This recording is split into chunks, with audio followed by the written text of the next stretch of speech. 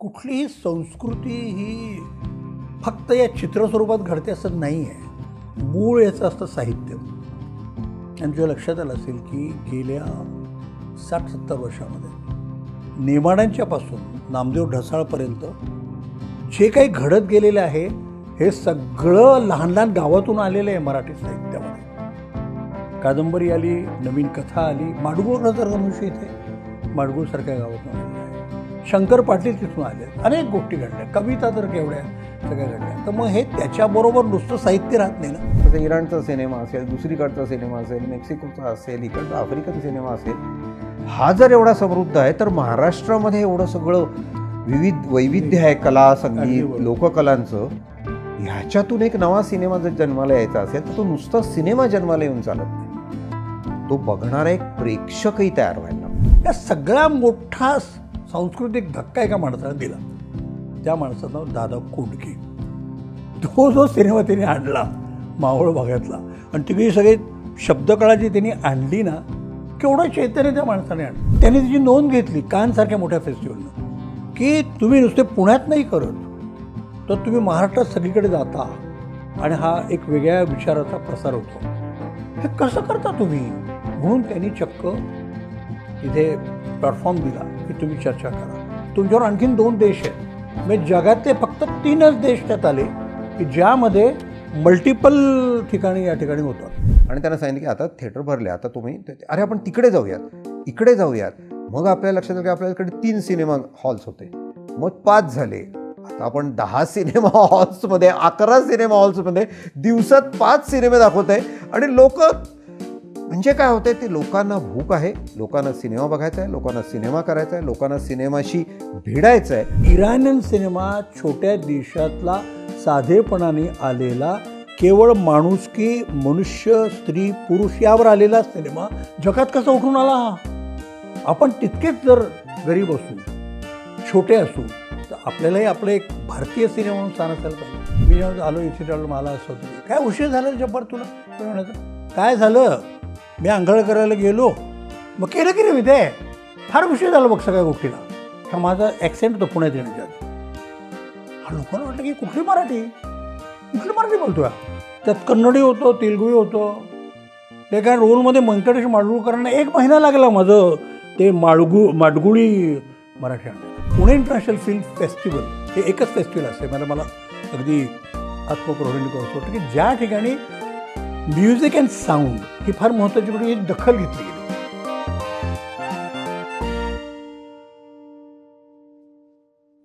पुणे आंतरराष्ट्रीय चित्रपट महोत्सव पिफ हा आज एका टप्प्यावर आहे किंवा एका पोझिशनवरती आहे.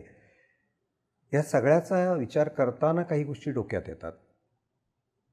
त्यातला सगळ्यात महत्त्वाचा भाग की ठिकठिकाणची माणसं पुण्यामध्ये येतात, विद्यार्थी येतात, अमुक येतात. जसे तुम्ही सोलापूरवरून आलात, मेडिकल कॉलेजला आलात, मग पुरुषोत्तम करंडक झालं, मग त्याच्यानंतर लालबाग टिळकांचं प्रोग्रेसिव्ह ड्रॅमॅटिक असोसिएशन झालं, राज्य नाट्य स्पर्धा झाल्या.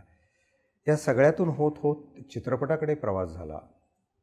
आणि ह्या पद्धतीने जेव्हा हा प्रवास होतो तेव्हा आत्ता ह्या टप्प्यावरती पुणे आंतरराष्ट्रीय चित्रपट महोत्सवाचे डायरेक्टर ह्या प्रवासाकडे बघताना कुठल्या महत्त्वाच्या गोष्टी अशा वाटतात की ज्या 22 वर्षाचा पुणे आंतरराष्ट्रीय चित्रपट महोत्सव, तुमची गेल्या काही वर्षातली वाटचाल, नाटक, चित्रपट, तरुण मुलं, त्याकडे येणारे कलाकार, दिग्दर्शक, ह्या अनुषंगाने पुणे इंटरनॅशनल फिल्म फेस्टिवल हा का महत्त्वाचा आहे आणि तो का सुरू करावासा वाटला, या संदर्भात काय वाटतं? एक तर मुळात मी पुण्यात जे आलो आहे ते BJ मेडिकल कॉलेजमध्ये, म्हणजे माझं लक्ष मेडिकल हेच होतं. पण सोलापूरची माझी जी पार्श्वभूमी आहे त्यामध्ये मी नाटकात होतो. म्हणजे वयाच्या 10व्या वर्षी मी नाटकाला सुरुवात केली, अभिनयाला. नाटकं बसवत गेलो मला जे सुचतो त्याप्रमाणे. पण कायम मला पुणं हे आकर्षण राहिलं, कारण मी त्यावेळेला Shivaji university was not in existence. माझी शेवटची बॅच आहे जी सोलापूर हे पुणे युनिव्हर्सिटीशी कनेक्टेड होतं. आणि त्यामुळे मी पुण्यात जेव्हा आलो BJ तेव्हा मला लक्षात आलं की हे सगळं इथे नाटक नावाची गोष्ट महत्त्वाची, म्हणजे एक वेगळं माध्यमाचा एक भाग आहे. उदाहरणार्थ मला हसू येतं की वेड्याचं करुणासारखं नाटक हे मी सोलापूरला दयानंद कॉलेजमध्ये केलं, की ज्याचा पहिला प्रयोग डॉक्टर लागूनही केलेला आहे पुण्यामध्ये, आणि मी ते लागूनचंच काम मी विद्यार्थ्यास केलं आहे. हास्यास्पद गोष्ट आहे. पण जेव्हा मला लक्षात आलं की त्याच गावात मी आलो आहे जिथं लागूनने हे केलं आहे, आणि माझ्या पहिल्या प्रेमाचा रंग कसा या नाटकाला भालबा केळकर प्रेक्षक म्हणून आले आणि त्यांनी मला नोटीस केलं. यातून माझं ते पुण्यातलं सगळं स्प्रेड सुरू झाला. यातून वाढत नंतर बीजेमधून पुरुषोत्तम कंडक हे करत असताना एके दिवशी सतीश बहादूर अशी पाखरे बघायला आले आणि मला म्हणाले की चांगलं आहे, मला चांगलं वाटलं तो प्रोडक्शन, काही सिनेमा वगैरे बघतोस का? तर मी म्हटलं, बी काय am not a student of FTI. अरे ठीक आहे म्हणून त्यांनी मला कार्ड दिलं. संध्याकाळी रोज 6ला शो असतो म्हटले, येत जा. आय वॉज इंट्रोड्यूस टू, म्हणजे मला मेडिकलला असतानाच कुरुसावा, बर्गमन, रे, मृणाल सेन, महबूब खान ह्या सगळ्या लोकांचा परिचय तिथं होत गेला. आणि त्यातून मग फार चांगलं आहे, तू मला भेटलास, समन नकाते आय मेट, मणी कौल मला तिथे भेटलेला आहे.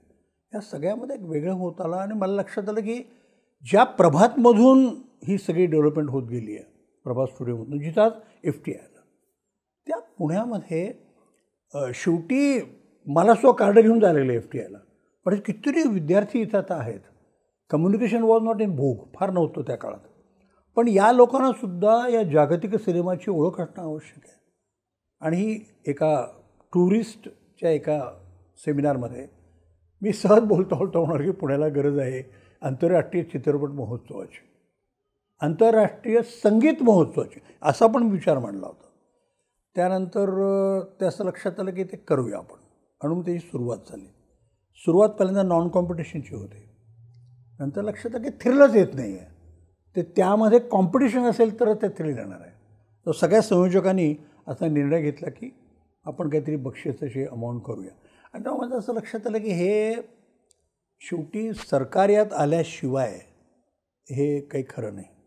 आणि मग सरकार त्यात आलं. लकीली त्यावेळेला देशमुख साहेब आमचे CM होते, त्यामुळं त्यांनी सांगितलं, या सगळ्या लोकांनी भरघोस त्याला मदत करायला सुरुवात केली. आणि त्या अर्थानं पुणे इंटरनॅशनल फिल्म फेस्टिवल सुरू झालं. कल्पना अशी होती की त्यावेळेला मुंबईमध्ये फेस्टिवल व्हायचं आणि दिल्लीचं मोबाईल होतं. दिल्लीचं फेस्टिवल आता गोव्याला होतं तसं ते कधी मद्रास, म्हणजे त्यावेळेचं चेन्नई, बँगलोर अशा ठिकाणी, मुंबईला. इनफॅक्ट मुंबईला जे झालं त्यावेळेला पहिल्यांदा जागतिक सिनेमा हा भारताला कळला, जिथं रेंजसारखे मोठे मोठे दिग्दर्शक आले आणि त्यांना DCकापासून सगळ्या लोकांच्या गोष्टी आल्या. 2 बिघा जमीन वगैरे ज्या गोष्टी आहेत आलेल्या, रेंजचा सिनेमा हा सगळ्यात त्या ठिकाणी फक्त. त्या काळामध्ये पहिल्या 5 वर्षामध्ये दिल्लीला फेस्टिवल असताना यू वोंट बिलीव्ह कुरुसावापासून ते सगळे लोक तिथे येऊन गेलेले. याचा अर्थ असा आहे की माझ्या लक्षात आले की एकदा तुमचा एक्सपोज झाला सिनेमा की तिथली भारतीय सिनेमा जो आहे तो वेगवेगळ्या ठिकाणी गेल्यानंतर आंतरराष्ट्रीय एक्सपोजर तुम्हाला मिळतं. तेव्हा तुम्हाला कळतं की आपण जे काही करतो टेक्निकली ठीक आहे, पण त्याचा व्याप हा मानवी व्यवहाराशी फार जोडला गेलेला आहे. उदाहरणार्थ वॉर सीन आहे, स्त्री पुरुष संबंध आहेत, सामाजिक विचार आहे, हे तिकडच्या देशाचे कळणं आणि ते देशाचे कळणं आणि आपण देशाशी संलग्न होणं हा एक फार फार महत्त्वाचा होता. ते जर भारतभर पसरलं, ते बंगालला गेलं, केरळला गेलं. माझ्या एक लक्षात आहे, केरळमध्ये फिल्म सोसायटी मुवमेंट, बंगालमध्ये फिल्म सोसायटी मुवमेंट प्रचंड मोठ्या प्रमाणात होती. महाराष्ट्रात त्या मानानं फिल्म सोसायटी मुवमेंट फारशी रुजली नाही. ज्या फिल्म सोसायटीमध्ये जागतिक सिनेमा बघायला मिळायचा, जुना असेल पण तो बघायला मिळायचा. कलकत्त्याची माणसं, बंगालची माणसं अतिशय सुदैवी, त्यांच्याकडे असं फोफावत गेलं ते सगळं. कारण जी फिल्म सोसायटी मुवमेंट सुरू झाली ती मुळात सत्यजित रेंनी सुरुवात केली. He was the first chairman. आणि vice chairman will be surprise to know, त्यावेळेच्या ब्रॉडकास्ट मिनिस्टर होत्या Indira Gandhi. She was vice chairperson of the film society movement. म्हणजे त्या फारच वेगळी रसिकता, राज्यमान्यता, हे सगळं ते सिनेमाला असं काहीतरी होत गेलं आणि उदारमनाने होत गेलं. जगातला कुठल्याही विचाराचा सिनेमा असे नका, तो दाखवला गेला पाहिजे असं इंदिराबाईंनी वाटतं. आणि त्यातून ती सगळी सुरुवात झालेली आहे. आणि रेंजसारखा एवढा मोठा मनुष्य त्याच्या मागे होता. मग त्यामध्ये बंगालची आता तुम्ही आजपर्यंत जी पिढी पाहिली तर केवढा वाढ, केरळमध्ये केवढे, यातल्या लोकांना आकर्षण होतं म्हणून ती FTIला आली. अदूर गोपालकृष्णसारखा दिग्दर्शक हा इथे FTIमध्ये होऊन गेले. हे सगळं केंद्र शेवटी माझ्या लक्षात आलं की पुणे आहे.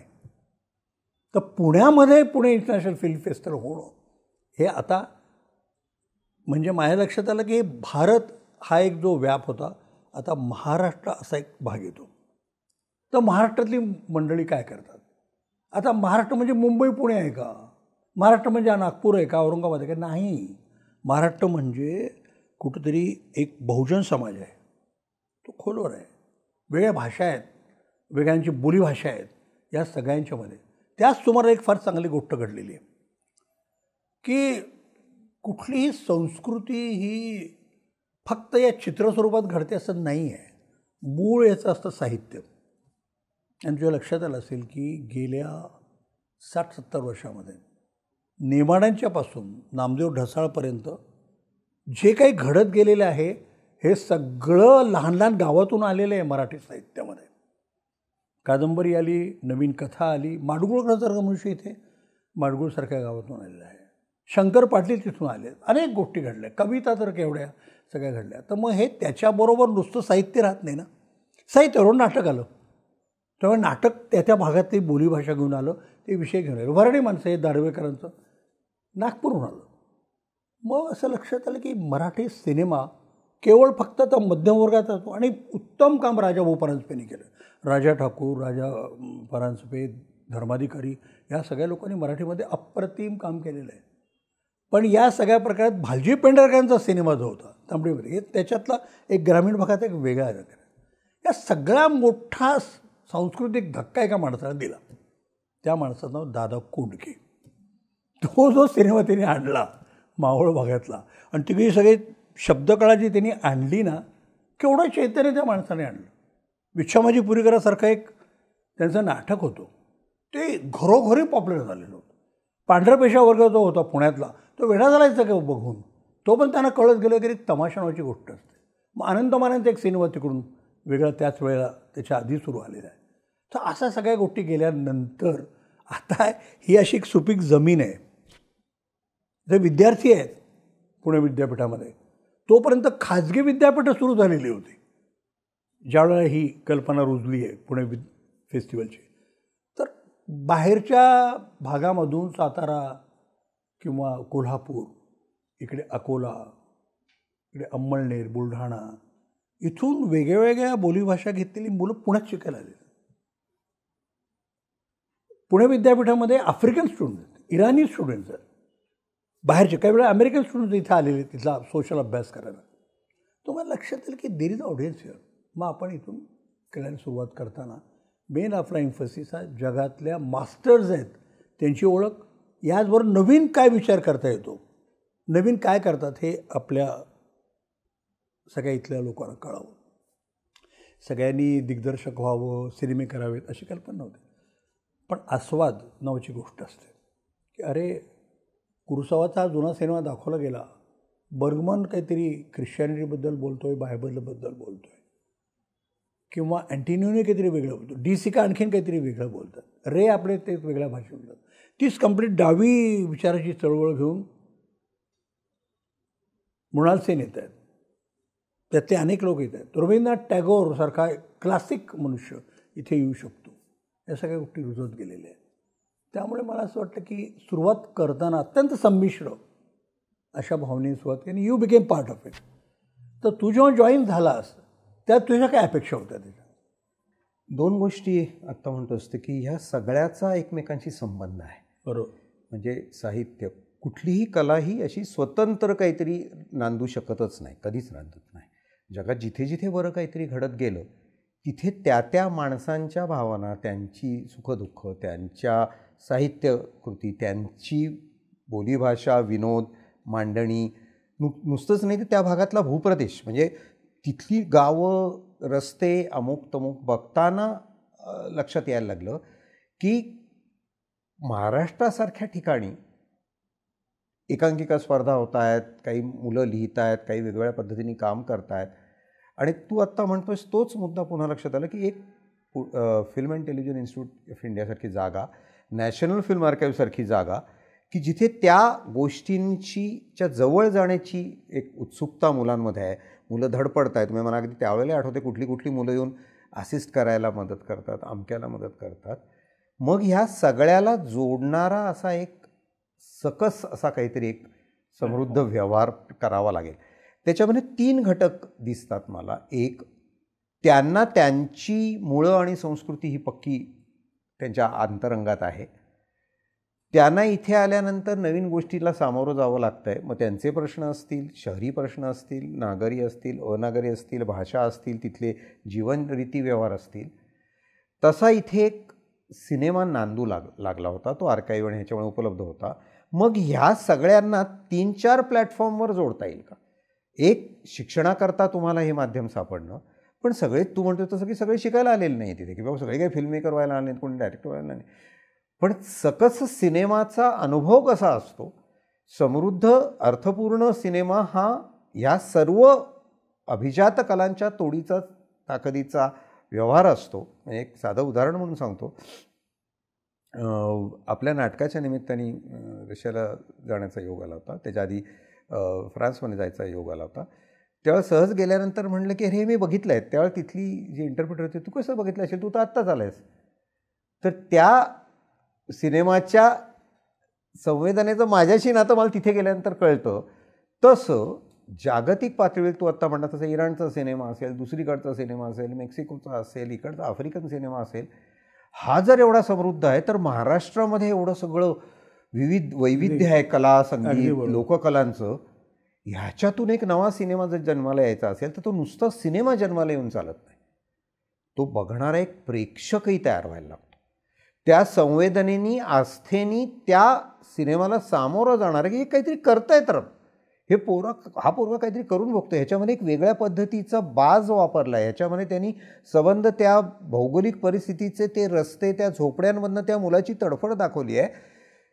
तर मला असं म्हणायचं आहे की ते जे त्याचं जीवसत्व आहे, रूप आहे, ते अधिक मोठ्या प्लॅटफॉर्मवर कसं नेता येईल, मंचावर नेलं पाहिजे. आणि मग ते बघणारा प्रेक्षकही तयार करेल. नाहीतर काय होतं, प्रेक्षक फक्त निवडीसारखं, लादल्यासारखं, हे 2 टिकमार्क केल्यासारखं, हा चांगला सिनेमा आहे, हा वाईट सिनेमा आहे. म्हणून मी त्याला म्हणतो की ते असं वाईट चांगला नाही. ह्याच्यामध्ये जसं 0 आणि 1 ह्या डिजिटलमध्ये millions and billions of possibilities आहेत. असंख्य शक्यता आहेत की जर मी इराकी सिनेमा बघत असेल आणि मला कळत असेल, जर मी कोलंबियन सिनेमा बघत असेल आणि मला काही कळत असेल, अझरबैजानमध्ये कुठला एक सिनेमा बघत होतो त्याच्यामध्ये तिकडे एक उंट आणि ते पाळणारे लोक आहेत, त्यांच्यात काय गोंधळ होतो. आणि मग त्या मुलाला ती मुलगी पटत नाही आणि ती मुलगी म्हणते की तू असं असं केलं नाहीस, त्यामुळे मी तुला हो म्हणणार नाही. अरे म्हणलं की हे आपलंच आहे की सगळं, हे सगळं आपलंच आहे. त्याचबरोबर मी शिकवत असताना असं लक्षात आलं की अशी ठिकठिकाणची मुलं यायला लागली. तू आत्ता म्हणतोय तसं की पुणे विद्यापीठ आहे, पुण्यातली कॉलेजेस आहेत, निरनिळ्या म्हणजे अगदी UPSC MPSC करण्यापासून या सगळ्या शिक्षण करण्याकरता येणारा एक मोठा तरुण वर्ग की जो समंजसपणे आयुष्याकडे बघू इच्छितो. आणि इथे एक सगळ्यात महत्त्वाची गोष्ट मोठी झालेली अशी आहे की पहिल्या 2-3 फेस्टिवलनंतर लोकांना आधी मुळात पुढे फिल्म फेस्टिवल सिनेमाचं काय आहे पुण्यात फार अपरिचित होतं. पण ही जी 5-7 विद्यापीठं त्याच वेळेला आलेली आहेत, त्यामुळं आपलं ॲव्हरेज वय जे होतं बघणाऱ्या लोकांचं, आम्ही एकदा स्टॅटिक काढलं, ते 20 ते 21 वर्षाचं होतं. आणि ज्या वेळेला मला आठवतं एक श्याम बेनेगलनी मंडी नावाची फिल्म दाखवली, तर श्यामचं रिट्रोस्पेक्टिव्ह होतं. तर त्याला वाटलं की त्यांनी सगळे तरुण वर्ग बघितलं सगळा, त्याला कळेना. मग he could not connect to the audience की माझा सिनेमा इथे जबरने अरेंज केला आहे म्हणजे काय. मग मी म्हटलं आलो, तू आता तुझं इंट्रोडक्शन करायला पाहिजे. तर मंडी ही वॉन्टेड टू इंट्रोड्यूस. तो आता हॉलमध्ये आला, बघितलं तर सगळी अशी 20-22 वर्षाची पोरं. Jabbar, are you sure this people have seen my films? म्हणलं असं वाटतं मला. त्याचं पहिलं वाक्य होतं, मी जेव्हा सिनेमा केला तेव्हा मी जन्मालाही नव्हतं. मी म्हणलं हेच विशेष आहे की श्याम बेनेगल हे नाव ओळखीचं होणं, श्याम बेनेगलने केलेले सगळे निशांतपासून ते अंकुरपंची सिनेमे करणं आणि त्यातून मंडीसारखा सिनेमा करणं, त्याचा विषयच मुळात वेगळा आहे. तो पहिलं वाक्य म्हणाले, you are not even born when I just came here. कमाल वाटते मला या फेस्टिवलची. आणि श्यामच्या एका वाक्यामुळं काय यंग ऑडियन्स ह्या सगळीकडे पसरलं. आणि मग माझं लक्षात आलं की हे बरोबर आहे, पण इथे कुठेतरी मराठी स्पर्धा झाल्याशिवाय कळणार नाही. मराठी स्पर्धा झाल्याशिवाय.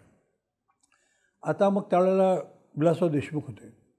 ते म्हणले कल्पना चांगली म्हणाले, कारण एक सिनेमा आत्ता ऑस्करला जायचं आहे म्हणून केलं आहे आणि ते मला म्हणतात की तिथे गेल्यानंतर खूप प्रचार करायला लागणार, खूप पैसा लागणार आहे वगैरे.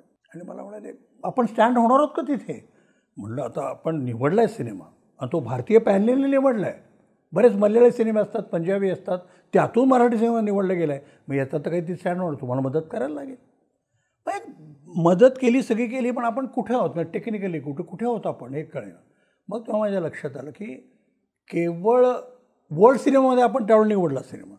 तेव्हा काय होतं तर आता वेळ अशी आलेली आहे की रिजनल सिनेमा आहे, पण ते बघणारे लोक मराठी सिनेमा, मराठीच प्रेक्षक हे असतील, ज्युरी काय मराठी ज्युरीने मराठी सिनेमा पाहिला. म्हणून मला लक्षात आलं की जर वर्ल्ड सिनेमा हा बघायला इथे वेगवेगळ्या देशातले लोक येत आहेत, तर मराठी सिनेमा बघायलासुद्धा वेगवेगळ्या देशातले ज्युरी का नको, या कल्पनेत आली. विलासराव फार छान कल्पना आहे. मराठीतलं राज्य स्पर्धेतलं जे हायेस्ट अवॉर्ड आहे त्यापेक्षा आणखीन 2 लाख तुम्ही जास्त द्या, पण पुण्यामध्ये आंतरराष्ट्रीय मराठी चित्रपटाला आपण शासनाने साथ दिली असं पाहिजे. आणि तेव्हापासून मग आपले बाहेरचे परीक्षक यायला लागले. तेव्हा बाहेरचे परीक्षक यायला लागले त्यावेळेला इथला जो मराठी दिग्दर्शक होता त्याला जाणीव झाली की अरे आपण करत असताना आपल्या डोक्यामध्ये फक्त भारतीय साधारणपणे लोक आहेत, रे आहेत, मृणाल सेन किंवा अदूर आहे वगैरे, हे असं नाही. आता I am being compared with French cinema और इटालियन सिनेमा. लॅटिन अमेरिका नावाचा जो एक प्रकार आहे तो काय सोपा नाही आहे, तो फार अवघड आहे. तर तो या सगळ्या प्रकारात आता हे लोक येणार म्हटल्यानंतर जे लोक इथे स्पर्धेला मराठी सिनेमा देतात त्यांच्या लक्षात आलं की आता सोपं नाही आहे. I have to be with the technique, new technique. ही मला फार मोठी गोष्ट वाटते ती आपल्या मराठी लोकांना. मग याचा अर्थ काय झालं की नुसते ते सिनेमे निवडणं आणि बाहेरचे परीक्षक येणं हा भाग राहत नाही. मग तुझ्यासारख्या माणसाची मला मदत अशी झाली की बुवा काही मास्टर क्लासेस घ्या, चर्चासत्र घ्या आणि या मुलांना सांगा बेसिक की इराणियन सिनेमा छोट्या देशातला साधेपणाने आलेला, केवळ माणुसकी, मनुष्य, स्त्री, पुरुष यावर आलेला सिनेमा जगात कसा उठून आला हा. आपण तितकेच जर गरीब असू, छोटे असू, तर आपल्यालाही आपलं एक भारतीय सिनेमा म्हणून स्थान असायला पाहिजे. बरं, आपलं भारतीय सिनेमाचं स्थान जगभर काय होतं? बाजारपेठेतलं. राज कपूरपासून ती प्रथा आहे.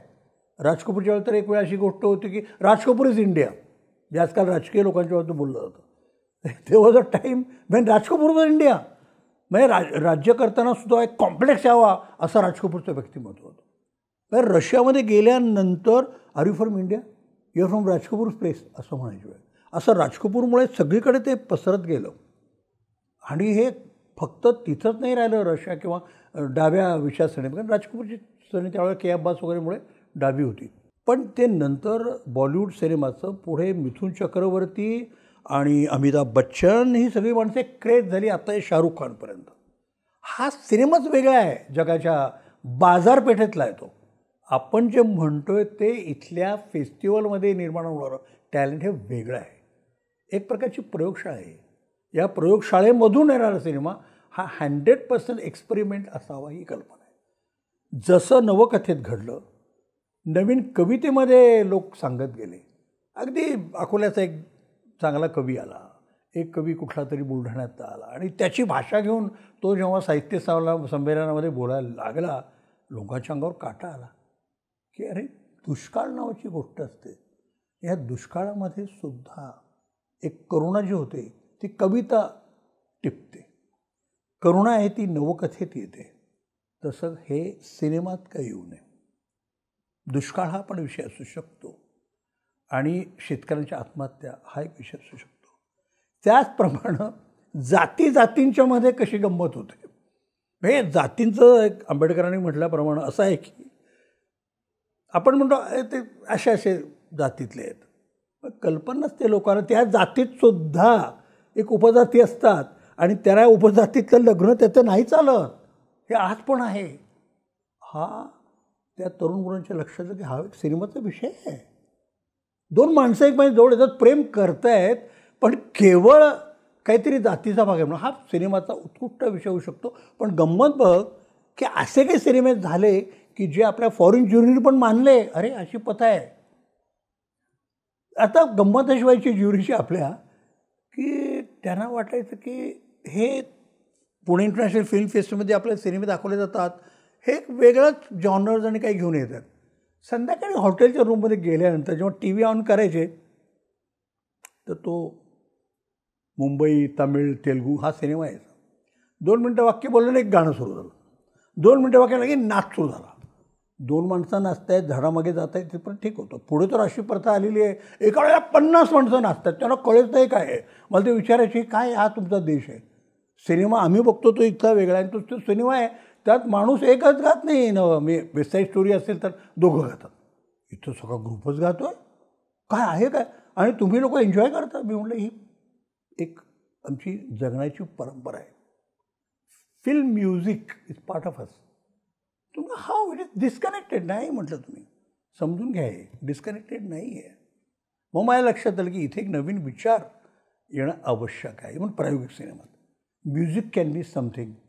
मग त्या दृष्टीने आपण जसं वर्ल्ड सिनेमाचा एक वेगळा भाग ठेवला तसा आपण म्युझिकचा एक पार्ट आणावं म्हणून त्यावेळेला सचिनदेव बर्मनांची जन्मशताब्दी होती, त्या निमित्तानं आपण मग सुरुवात केली की एक म्युझिकमध्ये ज्या लोकांनी काम केलं आहे त्या लोकांचा आपण सत्कार करावा. यामध्ये खय्याम साहेब, प्यारेलालजी, शिवहरी, हृदयनाथ मंगेशकर, इलियाराजा, SP बालसुब्रमण्यम.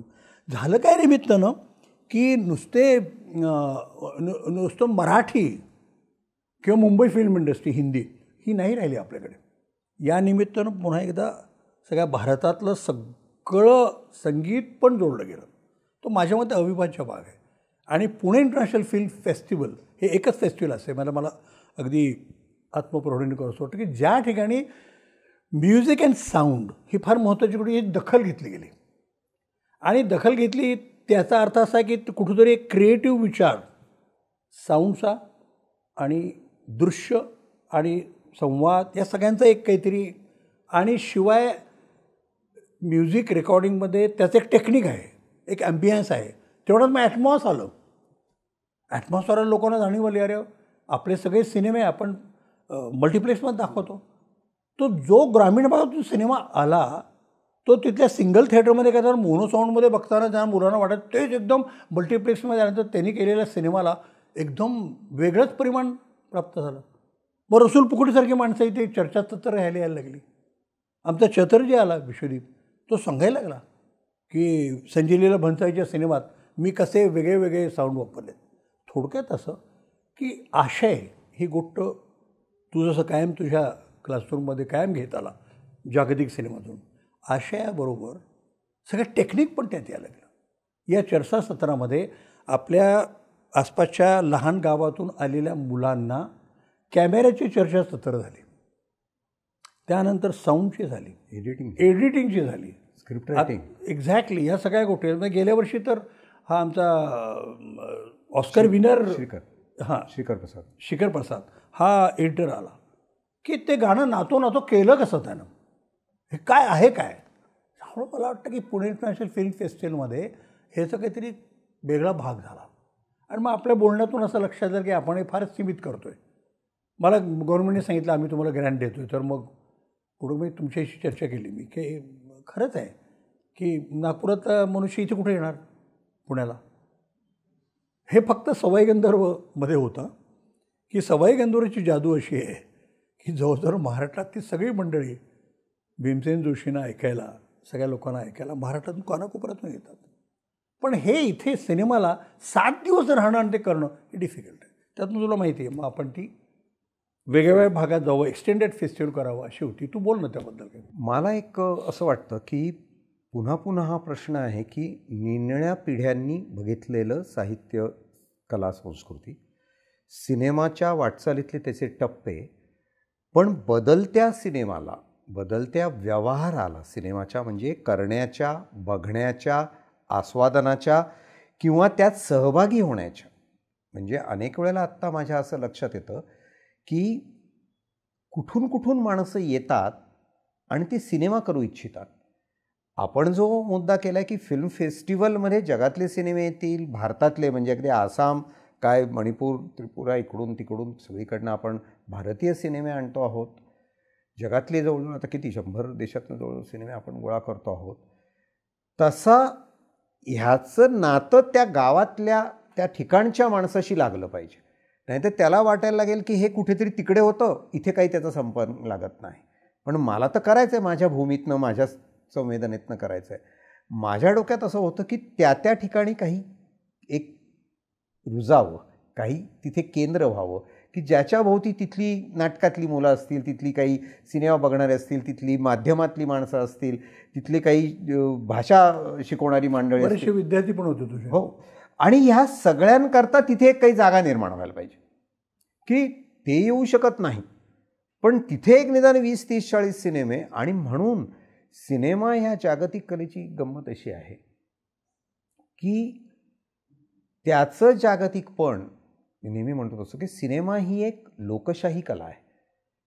सिनेमा ह्या लोकांना त्या ताकदीचं जाणीव करून देतो. आफ्रिकेतला सिनेमा हा तिथल्या माणसाच्या जगण्याचा आविष्कार आणि तो त्याचा माणूस असण्याचा हक्क जागृत करून देतो. तसं आपल्याकडे या ठिकाणी सिनेमा ह्या कलेचं व्यापक पण त्याचं त्याच्याशी नातं असणं गरजेचं आहे. म्हणजे आपण आता सुरुवातीला जसं केलं की औरंगाबाद संभाजीनगरला तिथे पहिली सुरुवात झाली असेल, मग आपण सोलापूर केलं, आपण अनेक ठिकाणी प्रयत्न करतोय, नागपूर केलं, चंद्रपूर केलं, औरंगाबाद केलं, लातूर केलं. तेव्हा असं लक्षात आलं की हे जर हलतं राहिलं तर माझ्या दृष्टीने चित्रपटाच्या पर्यावरणाची ही गोष्ट आहे. चित्रपटाचं पर्यावरण जर चांगलं ठेवायचं असेल तर सर्व ठिकाणी ती जागरूकता तयार होणं गरजेचं आहे. इथे 4 झाडं लावून इथे काहीतरी होईल एखाद्या वेळेस बरोबर, आणि तिकडची 40 उपटली जातील, ते तसं नाही. तिथेही झाडं लावली गेली पाहिजेत, तिथं ती झाडं रुजली पाहिजेत, त्या झाडांनी तिथे काहीतरी म्हटलं पाहिजे. आणि म्हणून त्या भागामध्ये हा चित्रपट घेऊन जाणं, त्या भागामध्ये आपण म्हणजे जसं उद्या जानू बरुवाला घेऊन गेलो, तिकडे अमक्याला घेऊन गेलो की बा हा माणूस म्हणतोय काय भारतीय सिनेमातला, जो आसाममधनं येतो, FTI मधनं येतो, इकडे काहीतरी फिल्म करतो, इकडचा माणूस तिकडे येतो, तिकडचा माणूस तिकडे जातो. तर ही जी संबंध सिनेमा कला व्यवहाराची घुसळण आणि त्यातून आपण सगळे एक आहोत. आपण सगळे ह्या एकपणातून एका समृद्ध कलेला जन्म देऊ शकतो. जागा तू जसं म्हणतं की कविता त्या भागात नाही येते, कथा त्या भागात नाही येते, एकांकिका त्या भागात नाही, तसा त्या भागात सिनेमा उगवेल अशी माझी कल्पना आहे. नागपूरच्या लोकांना कल्पना नाही की किती त्यांना सरप्राईज झालं की बाबा रमेश सिप्पी नागपूरला येणार, शोले करणारा माणूस या निमित्तानं नागपूरला येतोय. आणि तिथे जो ऑडियन्स आहे शॉक्ड. आता औरंगाबादला ओमपुरी आले, ओमपुरीचे सिनेमे ते आकर्षण, पण ओमपुरी औरंगाबाद म्हणलं तर दे वर थ्रिल्ड.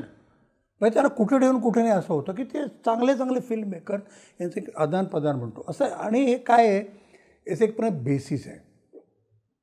माझ्या प्राईम काळामध्ये मी नाटकात जेव्हा होतो त्या लकीली गोष्ट कशी घडली होती की इकडे तेंडुलकर, गिरीश कर्नाड, बादल सरकार आणि मोहन राकेश असे वेगवेगळ्या भाषेतले नाटककार आणि असं एकत्र आले आणि they call it national theatre. त्याचं कारण असं की तेंडुलकरांची नाटकं कन्नडमध्ये गेली, गिरीशची नाटकं मराठीत आली, मोहन राकेशचं नाटक आधी अधुरे मराठीत आलं, बादल बाबू इथं मराठीत आले आणि तेंडुलकरांचं शांताचा कोट चालू आहे बंगालीमध्ये गेलं. हा जो एक भाग झाला ना, ते तत्त्व माझ्या अंगात भिनलेलं होतं की हे आता भाषा नावाची गोष्ट नाही, ते पलीकडे नाट्य नावाची गोष्ट आहे. आणि नाट्य नावाची गोष्ट आहे म्हणल्यानंतर ते नाटक प्रगल्भ होतं. तर नाट्य हे असेल तर चित्रपटाची भाषासुद्धा महत्त्वाची ठरते. संवाद हे दुहेरी ठरतात, टेक्निक आणि होईल. तो बोलतो, तो सिनेमा सायलेन्स असतानाही ते कॅरेक्टर काय बोलतो. आता बऱ्याच वेळेला पथवीर पंचालीमध्ये रविशंकरांचं म्युझिक घेत जे पद्धती गोष्ट उमलत जाते त्याच्यामध्ये ट्रेनचा एक साऊंड वेगळा येतो, ते लहान मुलांचे चेहरे येतात, यामधून काही न बोलता केवढ्या गोष्टी निर्माण होतात. मला वाटतं बहुतेक सगळा आपला जो लहान गावातला जो एक काय म्हणूया आपण ज्याला क्रिएटिव्ह माइंड आहे, त्याला हे सुचत येईल की अरे माझ्या गावातसुद्धा एक छोटासा नाला आहे, तिथे 4 झोपड्या आहेत आणि पाऊस आला की खडाक्कन वाहून जातात आणि त्यांचं ते आयुष्य सगळं विदीर्ण होतं. का होतं काय? हा एक सिनेमाचा विषय होऊ शकतो असं लोकांना वाटलं. त्यामुळे तुला आश्चर्य वाटेल की गेल्या 10 वर्षामध्ये हे आपण जे सगळ्या ठिकाणी गेलो, म्हणजे लातूरला जाणं किंवा सोलापूर, नागपूर, औरंगाबाद या भागातून सगळे फिल्ममेकर तयार झाले.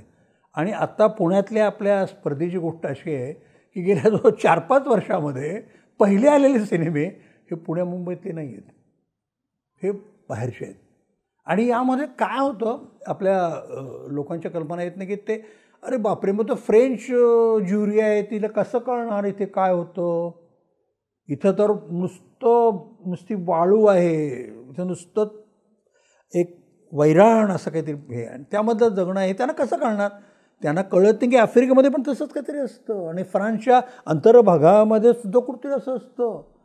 आता इथे साधी उदाहरण म्हणजे आपल्या मुलांना मी सांगतो, जे फिल्म मेकर्स आहेत त्यांना, गेल्या वर्षी आपल्या ज्युरीमध्ये एक फिनलँडची सिनेमोग्राफर होती बाई, आणि जी फिल्म आली ती फिल्म त्याला प्रचंड आवडली, सगळ्यांना आवडली, युनिव्हर्सली ही फिल्म पाहिली आहे.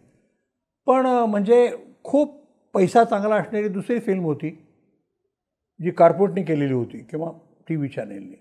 त्या अर्थात ती टेक्निकली चांगलीच असते कारण त्यांच्याकडे पैसे असतात. ही फिल्म होती ना, साऊंड याचा अक्षरशः तसं बघायला तर प्रायमरी होता, म्हणजे कलरसुद्धा डिजिटल जरी कॅमेरा असला तरी फारसाही नव्हतो. पण त्या बाईने काय सांगितलं माहिती आहे, ती म्हणाली जब्बार आपण पहिलं प्राईज देतो याला तर कारण असं आहे की हा जो कॅमेरामॅन आहे ना, याची दृष्टी कळते मला, what you wants to do, पण बिचाऱ्याकडे पैसे नाही आहेत, त्यामुळे तो कलर करेक्शन करत नाही आहे. मला वाटतं आवड आपण द्यावं याला, चांगल्या फिल्मचा एक घेऊ आपण, कॅमेरा ठेवू, पण एक यालाही द्या, म्हणजे तो 2-3 लाखामध्ये त्याच्या कलर करेक्शन करेल. जेव्हा ही फिल्म कुठे आणखी बाहेर जगामध्ये कुठे फेस्टिवलला जाईल त्यावेळेला हे असं, म्हणजे अशा पद्धतीचे दर्दी असणारे तंत्रज्ञ याप्रमाणे ज्युरीवर असतात. आणि त्यांना भारतीय सिनेमामध्ये काय कळकळ आहे, बहुजन समाजामध्ये होणारी खळबळ काय आहे, ही भाषा बोलतात ते विचार ही म्हणजे हे काय बोलतात, ते looks like very different phonetically, this is different sound. म्हटलं येस, ही भाषा या भागातली आहे, ही या भागातली आहे. तर तुमच्याकडे जसं युरोपमध्ये वेगवेगळ्या भाषांच्या आहेत तसं ते आहे. मला असं वाटतं की मराठी सिनेमाची स्पर्धा आपल्याकडे झाली आहे ते फार बहुमूल्य आहे. यामुळे असं झालं होतं की एक आम्हाला दादा कोंडकेंचा सिनेमा माहिती होता, ग्रामीण, अनंतवानांचा सिनेमा माहिती होता. हे 2 सिनेमांच्या पलीकडे कुठंतरी मोहोळ, अकलूज किंवा बाजूला कुठेतरी जागा आहेत की ज्या ठिकाणी ते त्यांना बोलताच येत नाही आहे, पण तिथल्या मुलांनी गोष्ट लिहून ते सिनेमात आणलेले. याला अर्थात शॉर्ट फिल्मचा एक मोठा भाग आहे. पण शॉर्ट फिल्मचं काय होतं की आज शॉर्ट फिल्म्स एवढ्या हजारोने होतात, त्यामुळे ते अननोटीस जातात. अजूनही भारतामध्ये शॉर्ट फिल्मचं ज्या पद्धतीने व्हायला पाहिजे कौतुक, ते अजून आपल्याकडे होत नाही. त्याचा नंबर आहे. जेव्हा हे सगळं कमी होत अरे या 10 फिल्म वेगळ्या बरं का, वर्षात मी म्हणतो 10, म्हणजे कल्पना कर, ज्या हजारो होतात त्यातल्या 10 शॉर्ट फिल्म्स. तर लोक मला विचारतात की पुणे फेस्टिवलमध्ये शॉर्ट फिल्मचा का भाग नाही आहे. त्याचं कारण असं आहे की ते इतक्या वेगळ्या प्रमाणात आहे की मला वाटतं त्या भागामध्ये त्याची छाननी व्हायला पाहिजे. म्हणजे विदर्भात ते झाल्यानंतर विदर्भामध्ये त्याची एक छाननी व्हायला पाहिजे, पश्चिमात वेगळी व्हायला पाहिजे. त्याशिवाय पुणे फेस्टिवलला फिल्म येताना किंवा मग डॉक्युमेंटरी शॉर्ट फिल्म फेस्टिवल हे वेगळं असतं की लोक त्या मनाने तिथे येतात. त्यांना 20 मिनिटामध्ये गोष्ट पाहिजे असते, लघुकथा अशी असते. आता एक वाद आहेत, अनेक लोकांना नेमाडेच म्हणतात, कादंबरी म्हणजे खरं आहे, कथेत काय अर्थ आहे असं त्यांचं म्हणणं आहे. एवढा मोठा मनुष्य म्हणतो की एवढा छोटा, त्यात एक अंश आहे फक्त. संगीतकार पण म्हणतो बडा राग, त्यांना तो महत्त्वाचा वाटतो. छोटा राग म्हणल्यानंतर काय करतात, आधी बडा राग वगैरे गायल्यानंतर मग कधीतरी एक ठुमरी येते, त्यांना तरणा गावं की ज्याला शब्दच नाही आहेत असं. ही पण जी संगीतातली तत्त्वं आहेत ना, ती सिनेमात पण लागू पडतात. की संथलयीतला सिनेमा आहे तो विलंबितमध्ये आहे. मध्यलयीतला एक सिनेमा कुमारांचं जे विशिष्ट कुमार गंधर्वांचं ते आहे. आणि द्रुतमध्ये सिनेमा आहे. आत्ता सगळा जो कमर्शियल सिनेमा आहे ना, हा मध्यलयीत चालत नाही, विलंबित चालत नाही. आजच्या आमच्या तरुण पिढीला बघायला फक्त फास्ट कट्समधला सिनेमा आहे, जो मार्वेलचा सिनेमा आहे. आता या सगळ्या प्रकारांमधून जगात हे सिनेमे आहेतच मार्वेलचे, ज्याच्यामध्ये VFX म्हणजे भयंकर काहीतरी गोष्ट आहे, ज्याच्यामध्ये फक्त स्टंटबाजी म्हणजे भयंकर आहे. यामध्ये माणूस शोधायचा असतो, ही गोष्ट जी हरवते ती मला वाटतं या वेगळ्या सिनेमात असते. आणि हा जो वेगळा सिनेमा आहे ना, हा शोधायचा आपला प्रयत्न आहे. आणि यामधून मग आपण भारतीय सिनेमे पण निवडतो. केवळ निवड मराठी सिनेमे नाही आहेत पुणे इंटरनॅशनल फिल्म फेस्टिवलमध्ये. बंगालीमध्ये, मल्याळममध्ये, तेलुगूमध्ये, म्हणजे जिथं RRR होतो तिथं आणखीन एक वेगळी सिनेमे तेलुगूमध्ये होऊ शकतात. RRR ही ग्रेटच गोष्ट आहे. म्हणजे मला त्या नातो नातोची कोरिओग्राफी आहे ना, विलक्षण वाटते मला. त्यात अनेक कॉम्बिनेशन्स आहेत त्या सगळ्यांमध्ये. त्यामध्ये फ्लेमिंगोचा थोडा भाग येतो, टॅप डान्स, रिव्हरसाईड स्टुडिओ तिकडचा आहे, रिव्हरसाईड जे डान्स फॉर्म आहे त्यातला भाग आहे. असं कॉम्बिनेशन करून MM करीमनी म्युझिक केलं आणि त्याची कोरिओग्राफी झाली. हे म्हणजे भारताकडून अशा पद्धतीने प्रयत्न होणं ग्रेट आहे. ऑस्करला ते निवडणं जाणं हे फार आहे. पण हे अशाच पद्धतीचं कॅमेरा मुवमेंटमध्ये वेगळेपणा आणून, साऊंडमध्ये वेगळेपणा आणून आणि राजकीय विषय, सामाजिक विषय, स्त्री पुरुष संबंधांचे विषय घेऊन मराठी सिनेमा, भारतीय सिनेमा वेगळ्या पद्धतीने वाटचाल करतो आहे, याची झलक या फेस्टिवलमध्ये यावी असा तुझा एक प्रयत्न असतो. माझा एक प्रयत्न त्याच्यामागे आणखीन एक डोक्यात असं होतं नेहमी, की पुन्हा पुन्हा हा प्रश्न येतो आहे की भारतामध्ये ज्या पद्धतीने सिनेमा घडत गेला, म्हणजे त्याला आपण समांतर सिनेमा म्हणू किंवा आमका सिनेमा म्हणू, असं करत असताना एक जागा लागते जी प्रेक्षकांना काही वेगळ्या, जसं तू फिल्म सोसायटी मुवमेंट म्हणलास, ती जागा कमी झाल्यानंतर अशी एक जागा जिथे प्रेक्षक येतील, जे प्रेक्षक सतत एकमेकांशी बोलतील, जातील, त्या सगळ्या एन्व्हायरमेंटमध्ये ते 5-7 दिवस असतील, त्यातून त्यांची एकमेकांमध्ये देवाणघेवाण, तू ती फिल्म बघितलीस का, तू ही बघ, आपण ही बघूयात, आपण तिघांनी बघितलेली. म्हणजे मला असं दिसतं की इतक्या पद्धतीचे वयोगट समूह आपल्या चित्रपट आहेत. तर ही ज्या संबंध वाटचालीमध्ये प्रेक्षक काय काय पद्धतीचे आले, बदलत गेले, कारण तसे आपण काही त्या पद्धतीच्या थीम्स निवडल्या होत्या, किंवा हे काय पद्धतीची थीम घेऊन आपण सिनेमा एकत्र करतो आहोत. ह्याच्यात हे अशा पद्धतीचे आहेत, जसं आता तू म्हणस की नातेसंबंध आहेत, इमिग्रंट्स आहेत, बदलत्या स्थानं होणारी ताणतणावानी होणारे पिढ्यांमधले घटक संदर्भ आहेत, किंवा एकटं राहणाऱ्या माणसांचे संदर्भ आहेत, किंवा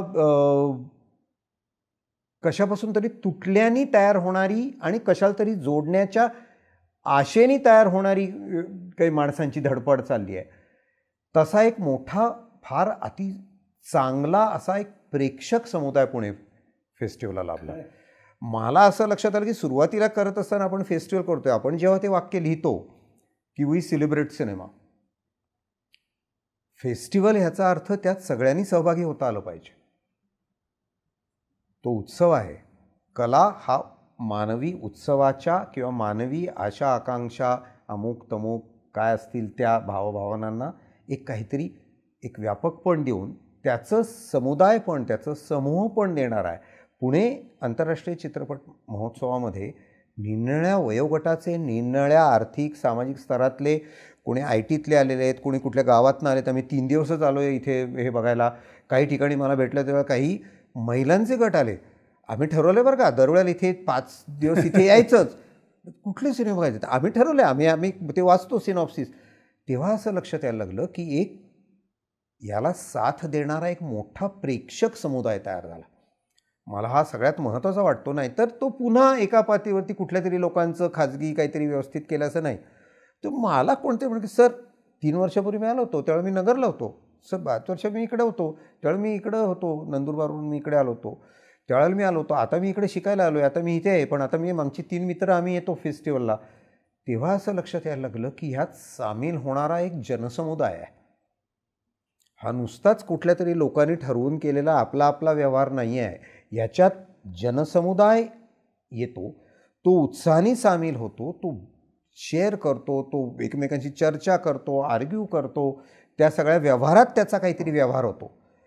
ह्या सगळ्या प्रकारांचा जेव्हा भाग यायला लागला तेव्हा मला कळायला लागलं की आपण जे म्हणत होतो की एक संस्था तयार होते, त्या संस्थेतनं माणसं फिल्ममेकर तयार होतात, या सगळ्या संस्थेतनं आपण ते बीज घेऊन काहीतरी की इथे एक वेगळा सिनेमा रुजावा म्हणून प्रयत्न केला.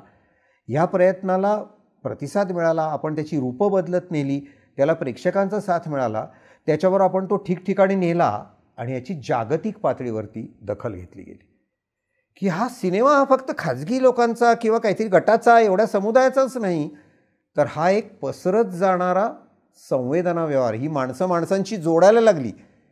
हा इथला माणूस येतो, तो नागपूरमधला येतो, तो चंद्रपूरमधला येतो, असं जेव्हा आपण करायला लागलो त्यावेळेला आपली दखल जागतिक पातळीवर घेतली गेली आणि आपल्याला कान चित्रपट महोत्सवानी की ह्या पद्धतीचा सिनेमा ह्या एका व्यापक कला प्रकाराला हे नवीन एक काहीतरी व्यासपीठ देणं, तरुण कलाकाराने येणं, त्यांचे सिनेमे बाहेरच्या देशातल्या लोकांनी बघणं, बाहेरच्या देशातले सिनेमे इकडच्या लोकांनी बघणं, कुठल्या तरी छोट्या म्हणजे अझरबैजानमधला सिनेमा असो नाही तर टर्कीमधल्या बाईंनी केलेला सिनेमा असो, तिने धडपड करून केलेला सिनेमा आपल्या तरुण लोकांना बघायला मिळाला असो, हा काहीतरी एक मोठा व्यवहार, एक प्रवाह बदलायचा प्रयत्न आहे. म्हणून कानला आपल्या बोलवलं त्या संदर्भात कानचा एक विशेष असं की त्यांचा जो मेल तो असा होता, त्यांचं ऑब्झर्वेशन होतं की भारतातले जे फेस्टिवल्स होतात त्यामध्ये पुण्याचं एक फेस्टिवल जे होतं पुणे इंटरनॅशनल फिल्म फेस्ट, एक वैशिष्ट्य वेगळं आहे.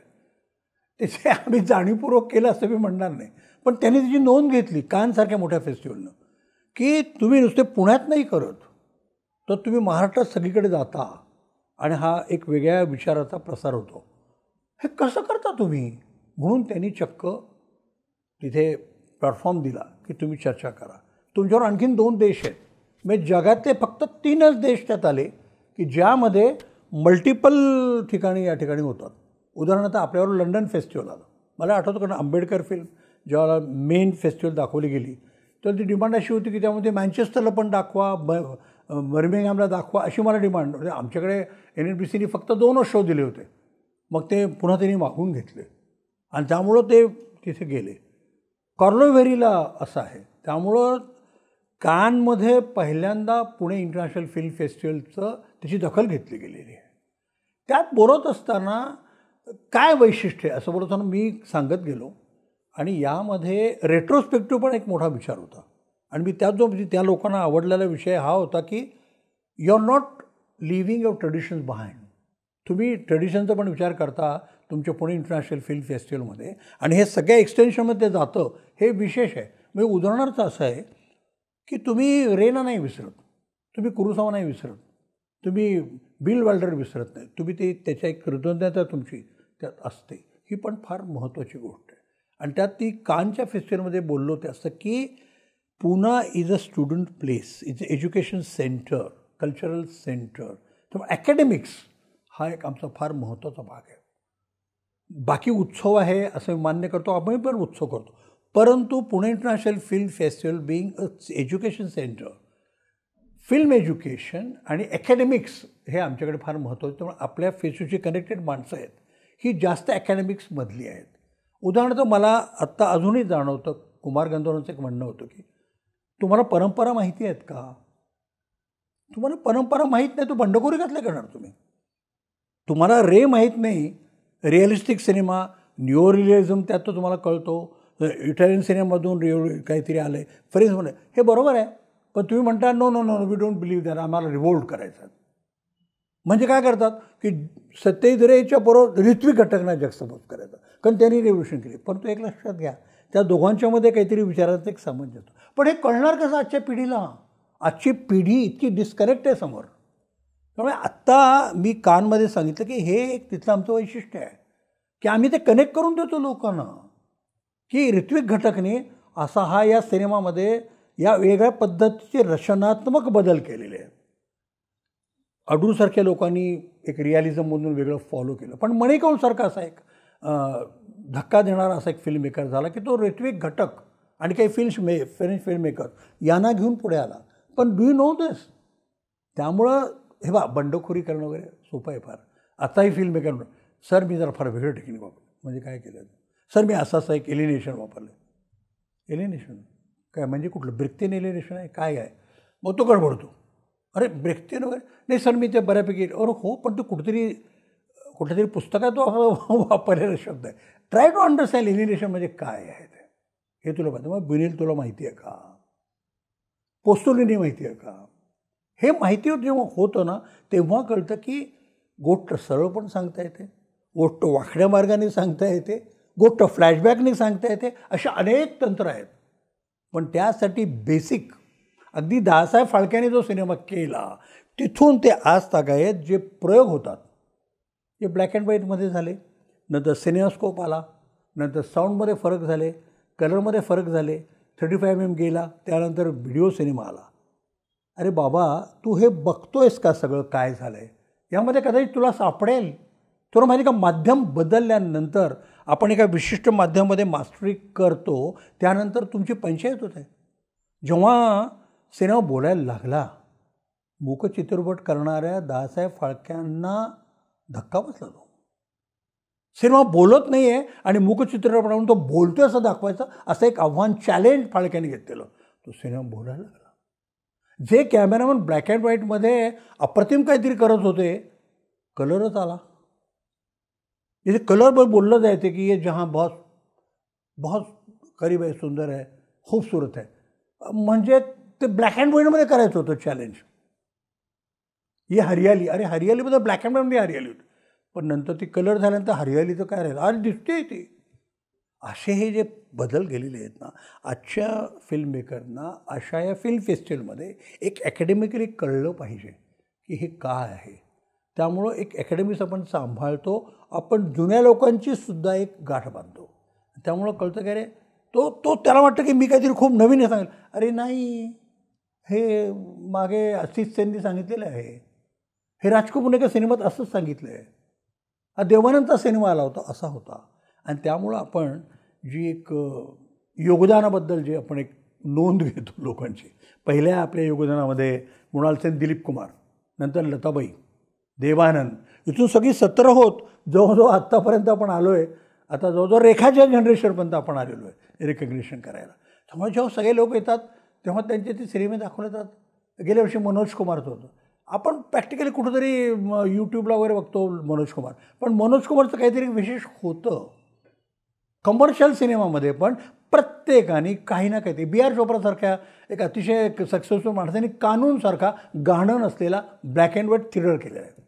आपल्याकडे थ्रिलर म्हणजे त्या थ्रिलरमध्ये गाणी असतात, नाच असतात, तो एकदम असं जॉनरमध्ये थ्रिलर नाही म्हणतात. पण आपल्याकडे जेव्हा फिल्म फेस्टिवलमध्ये जागतिक सिनेमांच्यामध्ये तुम्ही जेव्हा एक्सप्लेन करता की थ्रिलर हे जॉनर आहे, मग याचा अर्थ पुढचं मोमेंट काय आहे, त्या पुढचं मोमेंट काय, तर फ्रेंच थ्रिलर्स वेगळी आहेत, इटालियन वेगळी आहेत, त्याच्यामध्ये पुन्हा वेस्टर्न सिनेमा जो क्लिंट ईस्टवूडचा होता तो, या सगळ्यांची आपण वेगळ्या पद्धतीची रेट्रोस्पेक्टिव्ह केली आणि त्यांची सगळ्यांची ओळख करून दिली.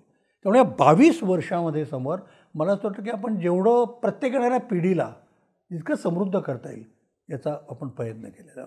मला वाटतं कानमध्ये जे डिस्कशन झालं त्यामध्ये मेनली जी बाई कंडक्टर होती तिचं म्हणणं असं पडलं होतं की you are very different, you are very different. आम्ही आत्ताचा सिनेमा दाखवतो पण तुमची नाळ कुठे आहे तुम्ही दाखवतो त्यातून सापडत जातं. इथं गणित आहे आत्ता की अमेरिकन सिनेमामध्ये 42चा झालेला सिनेमा आत्ता 2020मध्ये तो रिवाईव्ह का होतो? त्याचं कारण आता स्पिलबर्ग सगळ्या माणसाला तो वेस्ट साईड स्टोरी पुन्हा करायचा वाटतो. हा जो एक फरक आहे आपण दाखवतो तो आपल्याकडच्या लोकांच्या लक्षात येत नाही. उदाहरणार्थ शांताराम बापूंचा शेजारी सिनेमा आहे. आजच्या मुलांना धर्म, त्यात येणारं प्रेमकारण, शेजारी आहेत 2 लोक, एक हिंदू आणि एक मुसलमान आहे, काय घडलं काय ते बघून आजच्या मुलांना त्याची कॉपी करायचं मी म्हणणार नाही, पण काहीतरी वाटतं का? तर असं एक इतिहासाशी नातं जोडणं हे फेस्टिवलचं फार मोठं काम आहे, जे आपण केवळ पुण्यामध्ये नाही करत तर ते बाजूचे आपण जे एक्सटेंडेड फेस्टिवल्स असतात त्यामध्ये पण आपण हे करतो. आणि त्यामुळे मला असं वाटतं की महाराष्ट्रामध्ये मी म्हणणार नाही फार मोठं आम्ही काय मिळवलं वगैरे, होईल ते या अनुषंगानं होईल. त्यामुळे मला असं की एक असं फेस्टिवल आहे की जे उत्तम जे आहे ते केलं जातं, जो इतिहास आहे त्याचं नाळ बांधणारा असतो. आणि शिवाय तांत्रिकदृष्ट्या कसं असावं आज, म्हणजे विषय, रचना, हे सगळं हे सांगणार हे फेस्टिवल आहे. मला असं वाटतं की या आत्ताच्या फेस्टिवलमध्ये पण बरीचशी तुम्ही जी निवड केली सिनेमांची ती अशीच आहे की त्यामुळे एक प्रकारे लोकांना एक आता मेजवानी आहे ती वेगवेगळ्या पद्धतीचे 14 सिनेमे कॉम्पिटिशन बघणं, मराठीचे 7 सिनेमे वेगळे बघणं, भारतीय सिनेमे बघणं, आणि त्यात इंटरनॅशनल स्टुडंट फिल्म कॉम्पिटिशन होतं. आणि ही स्टुडंट फिल्म कॉम्पिटिशनची विशेष असं आहे की झालेले शॉर्ट फिल्म विद्यार्थ्यांनी केलेल्या कुठल्याही नाही, आम्ही अजूनही रिलिजियस आहोत, त्यामध्ये धार्मिक आहोत, की फिल्म स्कूलनी केलेल्या फिल्मची कॉम्पिटिशन. म्हणजे त्याला एक शास्त्र जाणणाऱ्या विद्यार्थ्यांची शेवटची डिप्लोमा फिल्म असते ती तिथे येते. असं आपण वैशिष्ट्य ठेवलं. बघूया पुढे काय होतं. याच्यात एक आणखीन एक गोष्ट जोडायचा प्रयत्न करतो आहे की तंत्र बदलत चाललं आहे, तो व्यवसाय किंवा ती इंडस्ट्री बदलत चाललेली आहे. अशाही लोकांना आपल्याला इथे घ्यायचं आहे की ही जी तरुण मुलं तयार होणार आहेत यांच्याकडनं काही होणार आहे, त्याचा एक प्रेक्षक तयार होतो आहे, पण ह्यांना साथ देणारी ह्या बदलत्या तंत्राला, बदलत्या आर्थिक व्यवस्थेला, जसं आपण OTT म्हणतो, अमक म्हणतो, तमक म्हणतो, बदललेल्या प्लॅटफॉर्म्समधनं ह्यांना काही वाटा सापडाव्यात, अशीही काही माणसं आपण इथे आणतो की हा बदल नक्की कशा पद्धतीने तुमच्याकडे काही घेऊन येणार आहे, तुमच्याकडनं मागणार आहे, तुमच्याबरोबर येणाऱ्या काही गोष्टींना, म्हणजे जसं आता मला आठवते की ठिकाणी काहीतरी शिकवत असताना असं लक्षात यायला लागलं, त्या मुलाला सांगायला लागलं की बाबा रे, तू सिनेमा बघतोयस, तू तुझा मोबाईल उभा धरलायस, तो आडवा धर, कारण फ्रेम आडवी आहे. तर आत्ता मी शिकवताना पुन्हा हा प्रश्न आला आहे की आत्ता माझ्याकडे काही विद्यार्थी आले आणि ते म्हणले की सगळ्यांना आता कळत नाही आहे, कारण फ्रेम व्हर्टिकल झाल्यानंतर कटिंग पॅटर्न कसे बदलतात किंवा व्हिज्युअल स्पेसचं डायनॅमिक्स ज्याला मी म्हणतो की दृश्यात्मकतेचे घटक व्यवहार कसे बदलतात. तर होतं काय की मोबाईल आहे असंच बघायचं, मग त्याला कळतच नव्हतं की ती फ्रेम आडवी केली की त्या आस्पेक्ट रेशोला, त्या कथनामध्ये काहीतरी प्रवाहित आहे, ती जी मुवमेंट आहे त्याच्यावर तो कट येतो, ते साऊंड कॅरी झाला तर त्या कॅरेक्टरच्या भावना अशा पुढे सरकतात आणि मग त्याला एकदम जाणं होते की आपली आजी असं आपल्याशी म्हणत होती, असा तो पासला जातो. आता हा जो सगळा दृकश्राव्य रचनेचा किंवा कथन व्यवहाराचा, नव्या कथात आल्या पाहिजेत, नव्या कथनाबरोबर नवी संवेदना आली पाहिजे, नव्या कथेचा, संवेदनांचा किंवा नव्या आविष्कारित माध्यमातून, की मला अशी फ्रेम दिसते. परवा कोणाला तरी मी समजून सांगत होतो की ह्या आस्पेक्ट रेशोला क्लोज शॉट वेगळा दिसतो, तो बघ पडद्यावर कसा दिसतोय, त्याला कसा कंपोज केला आहे, त्याचा लूक कुठे येतो. आणि मग माझ्या असं लक्षात आलं की असा बघणारा एक खऱ्या अर्थाने, एका अर्थाने ज्याला भूक आहे, ज्याला हाव आहे, असा एक तरुण प्रेक्षक वर्ग आपल्याला खूप लाभतो. आणि तो मला लक्षात येतो की तो लॉबीमध्ये इकडे तिकडे एकमेकांशी आर्ग्यू करत होतो, तू ती फिल्म जाऊन बघ, त्यात ते संबंध फक्त पॅनवरती अवकट, हा बघ ह्यानी लाईटिंगमध्ये काय डेप्थमध्ये वापरले. म्हणजे ही एक व्यापक दृकश्राव्य भाषा आहे. ती भाषा करणाऱ्यालाही कळली पाहिजे, त्याचं सादरीकरण करून त्याला आर्थिक किंवा इतर काही सबळ करणाऱ्या लोकांनाही ती कळली पाहिजे. ती निरनिळ्या प्लॅटफॉर्म्सवरती, निरनिळ्या व्यासपीठावर नेण्याकरता तिथे एक प्रेक्षक वर्ग आता आहे. जसं आपण म्हणतो आता हा यूट्यूब चॅनल आहे, हा अमका चॅनल आहे. म्हणजे काय, चॅनल आणि यूट्यूब ह्याचा अर्थ काय, तर त्याचं काहीतरी एक वेगळं गणित आहे, त्याचं एक नातं तयार होत आहे. त्यामुळे चलचित्र माध्यम, दृकश्राव्य माध्यम, ते करणारा एक तरुण वर्ग, त्यांच्या भावभावना, त्यांची कथन पद्धती, त्यांची सामाजिक सांस्कृतिक आणि त्यांच्या परिसराची जी काही धारणा आहेत त्या आत आल्या पाहिजेत, त्याला प्रेक्षक मिळाला पाहिजे. आणि हा बघणारा प्रेक्षक इतक्या प्रेमभावनेनी आणि समजून घेण्याच्या भावनेनी एकत्र आला पाहिजे. मुळामध्ये हा जो मगासपासून मी पर्यावरणाचा मुद्दा मांडतोय की फक्त 2 झाडं लावून पर्यावरण वाचत नाही, ह्याच्याकरता सातत्याने प्रयत्न करावे लागतात. आणि असे प्रयत्न गेली 22 वर्ष आपण करतो आहोत. सुरुवातीला करताना ह्याच 3 गोष्टी सापडल्या, नंतर 5 सापडल्या, नंतर तू म्हणतो तसं आणखीन ह्या माणसानं आणावं, अकॅडमिक्स करावं, नंतर असं वाटलं की आणखीन 15 ठिकाणी ते घेऊन जावं. तिथे मला आठवते की तू मला सांगायचं की अरे आपण तिकडे करतो आहोत, त्याच्याने एक वर्कशॉप घेशील का. वर्कशॉप हो जाऊ तर बघू, तर काय होईल ते, 200 मुलं तर येतील, 400 मुलं तर येतील, ते काहीतरी विचारतील. आणि मग लक्षात यायला लागलं की अशा पद्धतीच्या एका समृद्ध कलेच्या, समृद्ध अनुभवाला सर्व पातळ्यांवरती प्रयत्न करावे लागतात. आणि माझ्या अनुषंगाने ह्या सर्व पातळ्यांवरती जे काही आपल्या हातात आहे, जे काही आपल्या कुवत आहे, जे आपल्याकडे काही आर्थिक आणि इतर काही बळ आहे, ह्या अनुषंगाने आपण ते मांडायचा प्रयत्न करतो. ह्याची दखल कानमध्ये घेतली गेली की ही माणसं वर्षभर काय करून धडपडतायत. तर सिनेमा नावाचं हे जे काही गारुड आहे, गोष्ट सांगण्याची ही जी काही पद्धत आहे, आता गंमत अशी व्हायला लागली त्याच्यामध्ये की फक्त फिक्शन आहे का, तर नॉन फिक्शन पण आहे, डॉक्युमेंटरीज आहेत, ॲनिमेशन फिल्म्स आहेत, त्याच्यामध्ये काहीतरी ट्रायआउट करणार आहेत. अशा सीमारेषा आहेत आता की ते पडतंय एका बाजूला कथनात्मक पातळीला, पण होतंय त्याचं रचनासूत्र हे डॉक्युमेंटरी स्टाईलला. म्हणजे त्यातले जे आयाम आहेत, त्यातली जी रूपं आहेत, तू जसं जानर म्हणतोय तसे त्याच्या आपापसात एक प्रकारचं देवाणघेवाणं सुरू झाली. म्हणजे आमच्या वेळा असं वाटतं की ही दिस इज अ नॉन फिक्शन, या but it's treatment is fictional. ह्याचं स्टायलिस्टिक लॉजिक किंवा ह्याचं बघण्याची पद्धत ही नॉन फिक्शन कॅटेगरीने कॅमेरा जातो ॲज इफ इट इज ऑब्झर्वंट. पण जिथे कॅरेक्टर येते तिथे तो सडनली एक वेगळं रूप धारण करतो आणि त्या दोन पात्रांचा व्यवहार तयार होतो.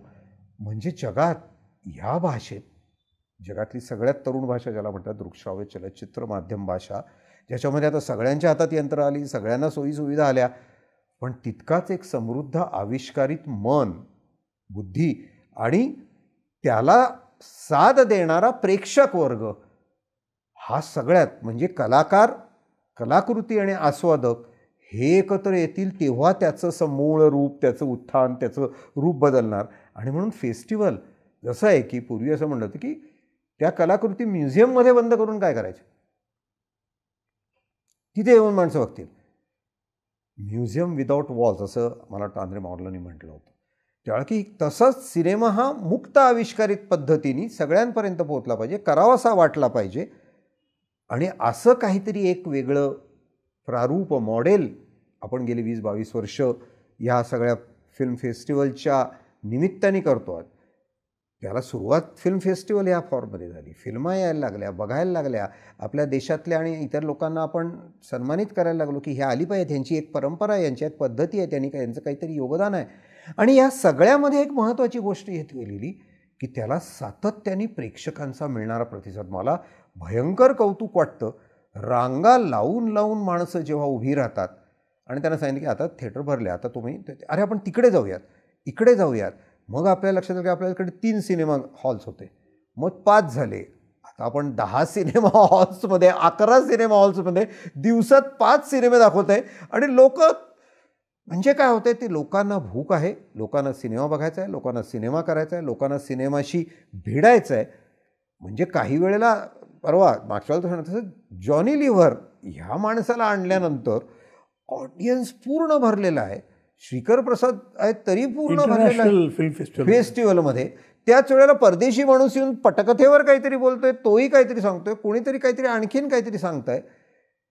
ह्या माध्यमाच्या भोवती जे काही कोणीतरी असं काहीतरी मिथक करून ठेवलं होतं ना, एक्सक्लुझिव्ह असतं, असं नाही, हे सगळं आहे. म्हणून मी त्याला लोकशशाही असं म्हणतो. लोकशाहीमध्ये प्रत्येकाला याचा स्पर्श होतो. याची एक जाणीव शासनाची असते, फार महत्त्वाची आहे.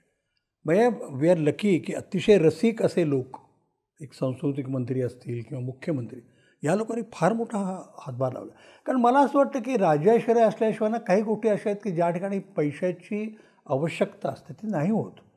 आणि हे बघा, बाजारपेठ वरती खालती होत असते, प्रत्येक उद्योगपती त्यांच्या आणि ते उद्योगपती रसिक असतात आणि ते मदत करायचा प्रयत्न करतात, पण नियम असतात, कायदे कानून असतात, तर प्रत्येकाला ते करता येते. पण शासन जर तुमच्याकडे भक्कम उभं असेल, आणि वी आर लकी की आपल्याला आज जो 4 कोटीचा निधी आहे, हा 4 कोटीच्या निधीमध्ये तर कमी आहेत, पण तरीही आपण प्रयत्न करतो. आणि त्यामुळे शासन हे समजून पण घेतं की हे काय होतं आहे. कारण असं आहे की केवळ ते पुणे इंटरनॅशनल फिल्म फेस्टिवल तू म्हणतो तसं समृद्ध नाही होणार आहे, अख्खा महाराष्ट्र याच्यामध्ये समृद्ध होणार आहे.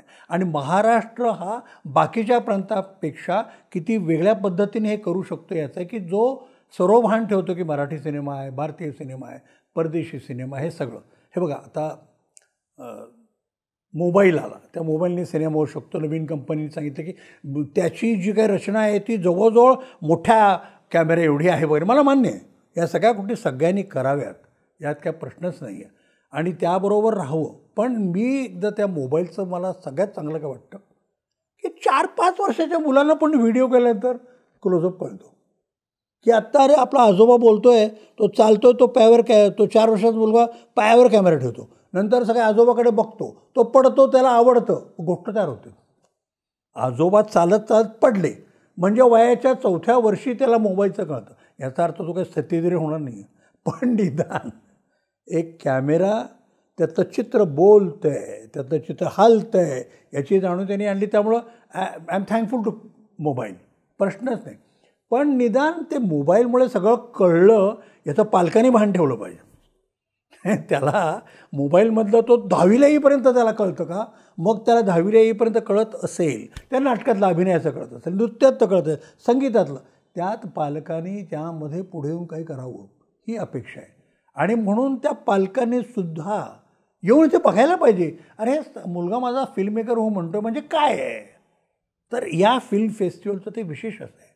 आणि त्यामुळं मला असं वाटतं की शासन, समाज, प्रेक्षक, विशेषतः प्रौढ, सांस्कृतिक साक्षरता महत्त्व. साक्षर सगळेच असतात, साक्षरतेला अर्थ नाही. साक्षरता, सांस्कृतिक साक्षरता असणं याला फार महत्त्व आहे. आणि जोपर्यंत तुम्हाला असं जगातलं ज्ञान तुमच्या दारात आलं आहे, हे दारात आलं आहे, त्याचा फायदा सगळ्यांनी घेतला पाहिजे, हे विशेष आहे.